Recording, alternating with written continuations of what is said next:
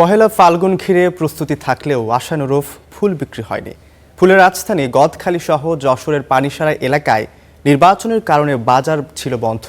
যশোর থেকে বিস্তারিত জানাচ্ছেন সহকর্মী জাহিদ হাসান। আমরা সরাসরি চলে যাচ্ছি তার কাছে। জাহিদ, কেমন দেখছেন সেখানকার অবস্থা?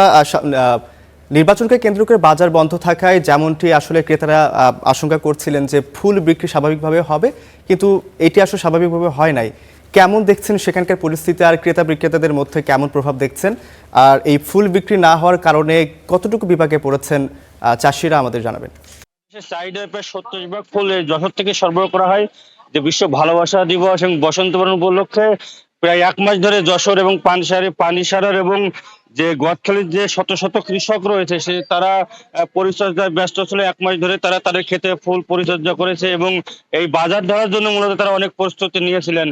কিন্তু এই যে ভোটের কারণে মূলত এই যে ব্যবসার যে তারা আশানুরূপ ব্যবসা হয়নি। শত প্রস্তুতি থাকা সত্ত্বেও আমরা একজন ব্যবসায়ী আছে এখানে, কি অবস্থা এবার ফুল বেচা কিনা গতবারের চেয়ে ব্যবসা করতে পারছেন কিনা? ব্যবসা এবার গতবারের থেকে একটু কম আছে, কারণ নির্বাচনের কারণে সব বন্ধর কারণে মেয়ে ছেলে তো বেরোতে পারিনি। এই কারণে আবাসিক এই কি ম্যাচ গুলো বন্ধ, এই কারণে বেচা কিনা একটু কম আছে। তো গতবার যদি এই সিজনে না রোজা পড়ে যায় তাহলে আরো খারাপ হয়ে যাবে।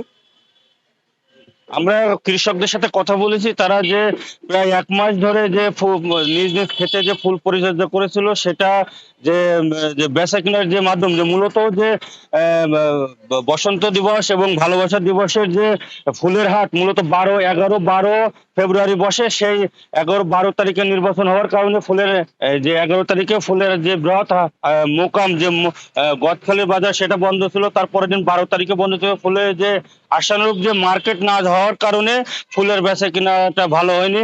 সব মিলে আমরা ফুল ব্যবসায়ী সমিতির সাথে কথা বলেছি, তারা বলছে যে প্রতি বছরই এই যে ভালোবাসা দিবস বসন্ত বরণ উপলক্ষে প্রায় 5 থেকে 6 কোটি টাকার ফুল বেচা কিনা হলেও এবারও মূলত 1 থেকে 1.5 কোটি টাকার ফুল বেচা কিনা হয়েছে। সব মিলে যে ফুল ভালোবাসা এবং বসন্ত বরণ উপলক্ষে শত প্রস্তুতা থাকার পরেও আশানুরূপ ফুল বেচা কেনা করতে পারেনি। সামনে যে 21শে ফেব্রুয়ারি বা আন্তর্জাতিক মাতৃভাষা দিবস হয়েছে, সেই দিবসে ঘিরে নতুন ভাবে প্রস্তুতি নিচ্ছেন বলে কৃষকরা আমাদের জানিয়েছেন। এই ছিল যশোর থেকে সর্বশেষ।